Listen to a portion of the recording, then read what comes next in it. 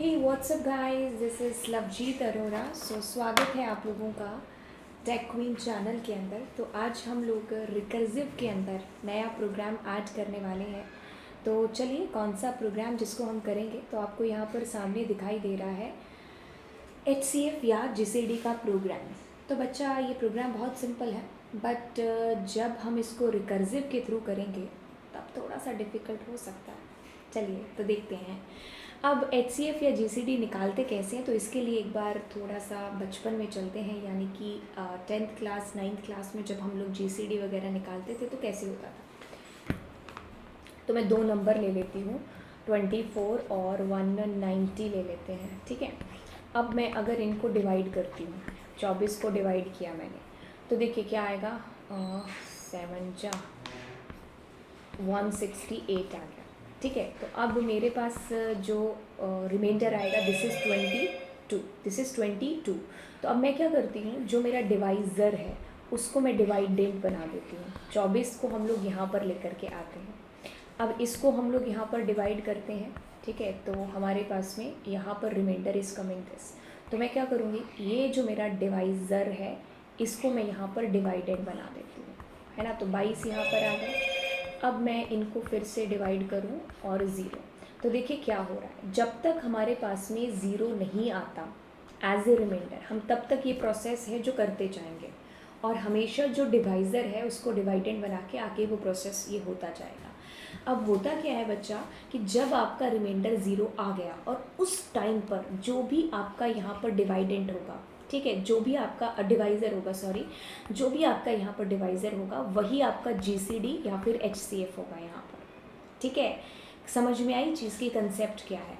हम डिवाइज़र को डिवाइडेंट बनाते आगे पहुँचते जाएंगे, कब तक, जब तक 0 ना आ जाए, और जैसे 0 आ गया तो उस वाला जो मेरे पास में डिवाइज़र है उसको आप GCD या HCF बोल दोगे। तो ये प्रोसेस हमारी चलती जाती है। अब ये देखिए कि इसके अंदर हम रिकर्जन में कैसे इसको करेंगे। तो रिकर्जन में करने के लिए बहुत सिंपल है। देखिए, हमें रिकर्जन के अंदर चाहिए क्या, हमें चाहिए कि इसका एक बेस केस होना चाहिए कि कहाँ पर जाकर के हमारा जो फंक्शन है वो अपने आप को कॉल करना बंद करे। जब आपके पास में रिमाइंडर क्या आएगा, 0 आएगा। जब आपके पास रिमाइंडर क्या आएगा, 0 आएगा, ठीक है। तो बिल्कुल, और जब हमारे पास में रिमाइंडर 0 आ गया तो उसी का जो डिवाइज़र है वो हमारा आंसर बन जाएगा। अगर ये चीज़ आपको समझ में आ गई तो अब बिल्कुल हम इसी को ही कोडिंग के अंदर करेंगे, ठीक है। तो बहुत सिंपल है। अब हम इसके लिए क्या करते हैं, यहाँ पर यूज़र से 2 नंबर मांग लेते हैं, ठीक है। इनपुट करो, ठीक है, एंटर नंबर। तो यूज़र हमारे 2 नंबर है जो डाल देगा, ठीक है, X और Y, ठीक है। अब हम एक फंक्शन बना लेते हैं और इसका नाम GCD दे देते हैं, ठीक है, या HCF, आप अपनी मर्ज़ी से कोई DEF, ठीक है, GCD। अब X, Y आ गया आपके पास में, बिल्कुल। अब हम क्या करेंगे, इसको चलाएंगे। कब तक, देखो हम यहाँ पर डिवाइड कैसे कर रहे हैं। ऑफ कोर्स मैं मान के चल रही हूँ कि मेरा X बड़ा होगा किससे, Y से। अगर नहीं भी हुआ तो कोई बात नहीं, क्योंकि अगली बार क्या होगा, अगर मैं ऐसा कुछ करूँ कि जैसे मैं डिवाइड करती हूँ, मेरे पास में एक में 24 था, एक 190 था, तो अब मैं ऐसे कर रही हूँ 190 और 24, ठीक है। तो अब मेरा ये डिवाइड हो गया और यहाँ पर क्या आ गया, जो भी आना था 22 आ गया, है ना। बट अगर उल्टा करते हम, लेट सपोज अगर मैं ऐसा करती कि मैं 24 को 190 से डिवाइड करती, तो मेरे पास रिमाइंडर क्या आना था, 24 ही आना था। अब मैं इसको अपना आगे चल कर के क्या बना देती, 190 से मेरा डिवाइड हो जाता, फिर वही प्रोसेस आ जाती है ना। तो उससे कोई नहीं है कि आपका नंबर कौन सा छोटा है कौन सा बड़ा है। बट अभी मैं मान के चल रही हूँ कि येस, मेरे पास में 190x है और जो y है वो मेरे पास में क्या है, 24 है, जो भी नंबर है ना, ठीक है। तो अब देखिए मुझे चलना कहाँ तक है, यहाँ मैं क्या करती हूँ, मैं कहती हूँ कि जब तक y मेरे पास 0 नहीं आ जाता तब तक क्या हो, ये चलता रहे। और अगर y 0 बन जाता है तो हम x को रिटर्न करेंगे, ठीक है। और एल्स हम लोग यहाँ पर चलाते हैं और मैं कहती हूँ कि रिटर्न, और मेरे पास में यहाँ पर GCD को हम कॉल कर देंगे। और अब हम क्या करेंगे, यहाँ पर y और x, क्योंकि हमें क्या चाहिए यहाँ पर रिमाइंडर चाहिए, है ना, ठीक है। सो यस, अब हम फंक्शन कॉल कर देते हैं, ठीक है, और GCD कॉल करें, बिल्कुल x, y, ठीक है, कॉल कर दिया, बिल्कुल। अब देखिए हम वही नंबर धराते हैं 24 और 190, तो आंसर इज़ कमिंग 2। और अगर मैं 190 या 24 करती हूँ तो भी मेरा आंसर इज़ कमिंग 2 हेयर, ठीक है। तो बहुत ही सिंपल सा है।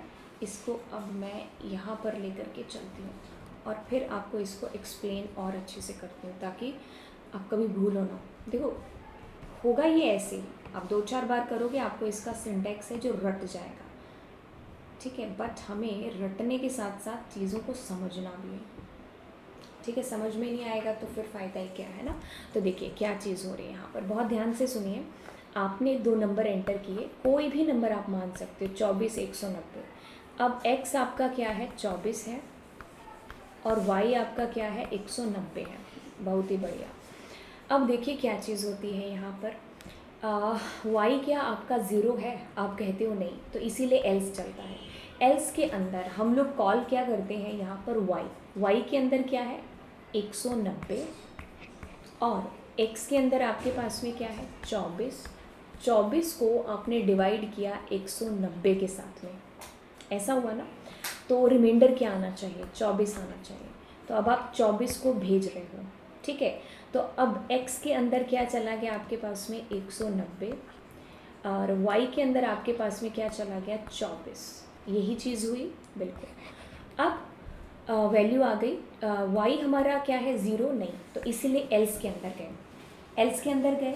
अब देखिए y हमारा यहाँ पर क्या है 24 है, और अगर हम ऐसा करते हैं क्या 190 को 24 के साथ में डिवाइड करेंगे, ठीक है, तो हमारे पास में 168 22 आ जाएगा यहाँ पर, कॉमा 22।